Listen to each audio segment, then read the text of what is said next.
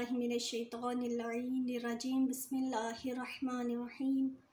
अल्हम्दुलिल्लाहि रब्बिल आलमीन वस्सलातु वस्सलामु अला अशरफुल अंबिया वल मुरसलीन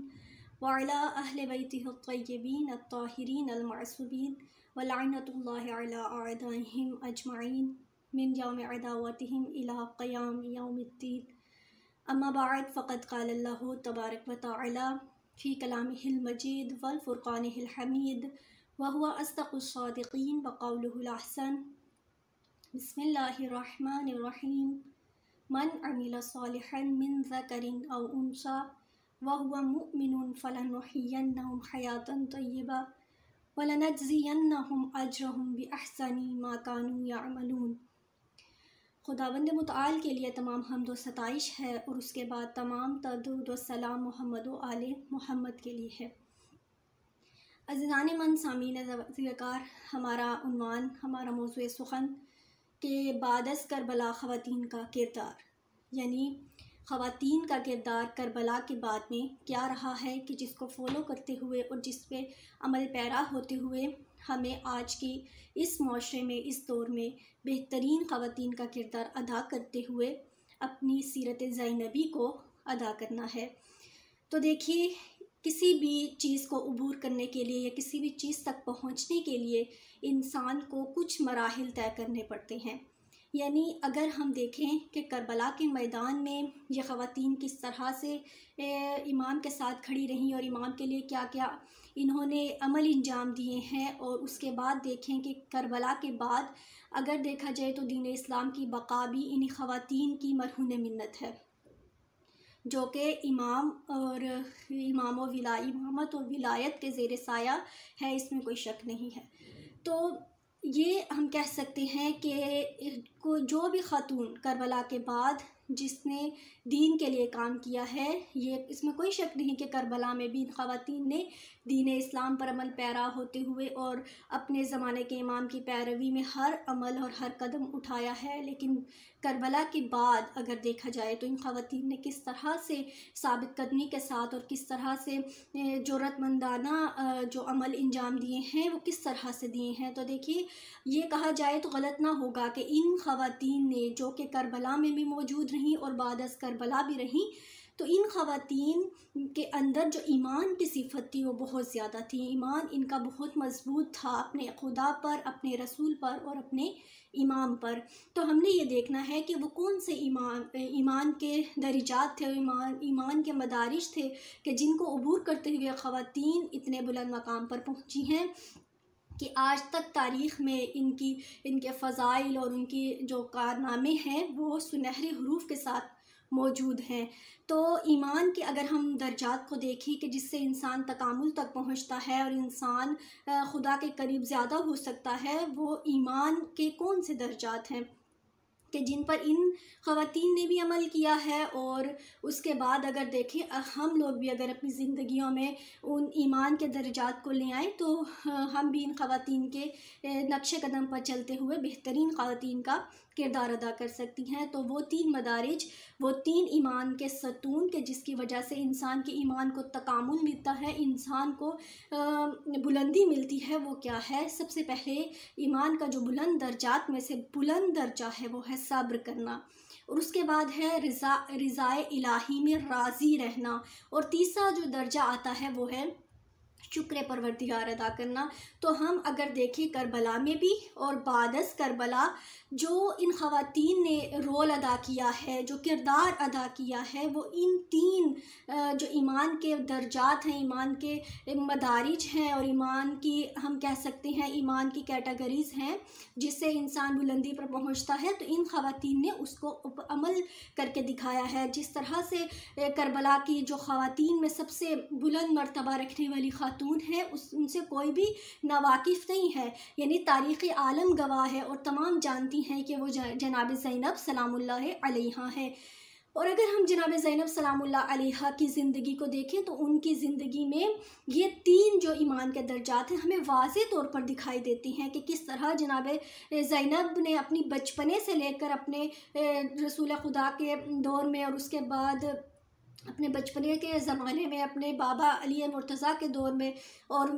जनाब फ़ातिमा तो ज़हरा के दौर में किस तरह से मसाइब का सामना किया कि बचपन में ही अपनी वालिदाए गिरामी की मज़लूमाना शहादत को देखा, फिर अपने बाबा अली की मज़लूमाना शहादत को देखा और उसके बाद इमाम हसन को जहर मिलता हुआ देखा, उसके साथ साथ करबला का वाक़या। यानी इस बीबी ने ऐसा कोई भी जो ज़िंदगी का मरहला है ऐसा नहीं इनका गुज़रा कि इन्होंने कोई मसाइब और आलाम का सामना ना किया हो। और करबला में और करबला के बाद जो मसाइब आए हैं इस शहज़ादी के सब्र को ख़त्म कर देने के लिए और उनकी हिम्मत तोड़ देने के लिए काफ़ी थे, लेकिन फिर भी जनाब ज़ैनब सलामुल्लाह अलैहा ने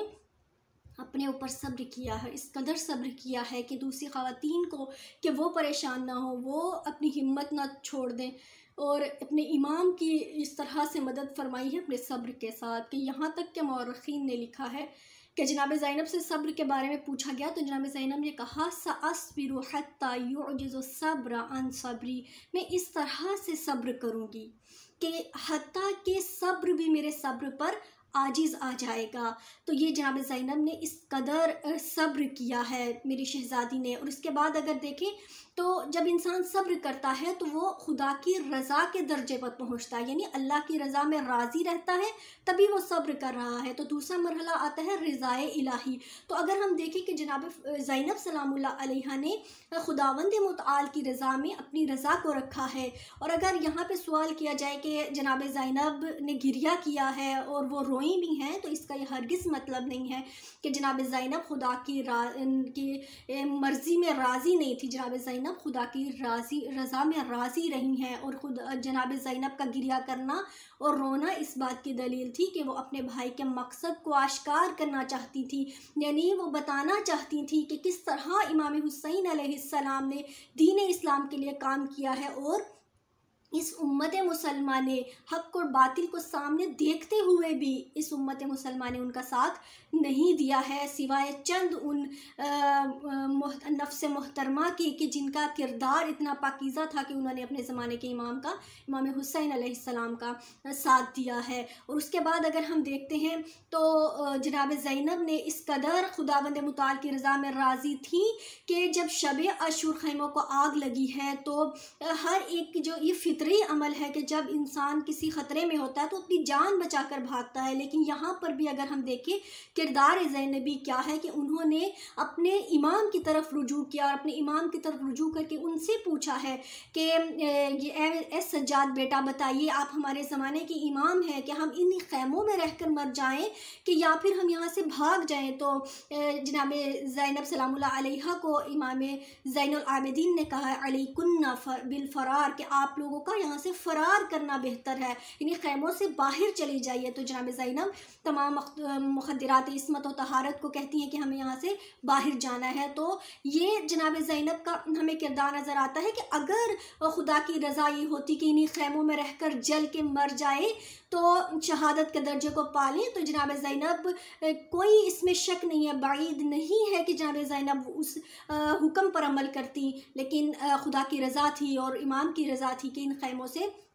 बाहर चली जाइए। और ये तो दूसरा मर्तबा है जिस पे हमें ये शहज़ादी बहुत बुलंद मुकाम पर दिखाई देती हैं। उसके बाद अगर देखें तो जो मरहला आता है वो शुक्र परवरदिगार है, यानी हमने कहा 3 मराहिल पर अमल करना है तो वो शुक्र परवरदिगार है। तो शुक्र में भी जनाब ज़ैनब हमें बुलंद मर्तबे पर दिखाई देती हैं कि किस तरह जनाब ज़ैनब ने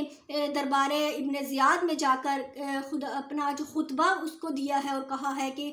मैं खुदा की हम्दो सिना करती हूँ, खुदा का शुक्र अदा करती हूँ कि उसने नबियों को हमारी ज़ुर्रियत में से करार दिया, नबियों को हम ख़ानदान इस्मत व तहारत में से करार दिया, इमामों को हम ख़ानदान इस्मत व तहारत में से करार दिया। और फिर जब जनाब ज़ैनब से पूछा गया है कि करबला का जो वाक़या इतनी शहादतें आपने देखी हैं तो आपने इनको कैसा पाया तो जनाब ज़ैनब कहती हैं मा रअयत इल्ला जमीला, कि मैंने इसमें खूबसूरती के अलावा कुछ नहीं पाया है। तो यहाँ से हमें मालूम होता है कि जनाब ज़ैनब किस कदर ईमान के बुलंद दर्जात पर फाइज थी। तो आज हमें भी बहैसियत ख़वातीन हमें भी आज अपनी किरदार ज़ैनबी को अपनाते हुए इन 3 ईमान के दर्जात को अपनी ज़िंदगियों में लागू करना है ताकि हम अपने ज़माने के इमाम का साथ दे सकें। वमा अलैना इल्लल बलागुल मुबीन। वस्सलामु अलैकुम व रहमतुल्लाहि व बरकातुहू।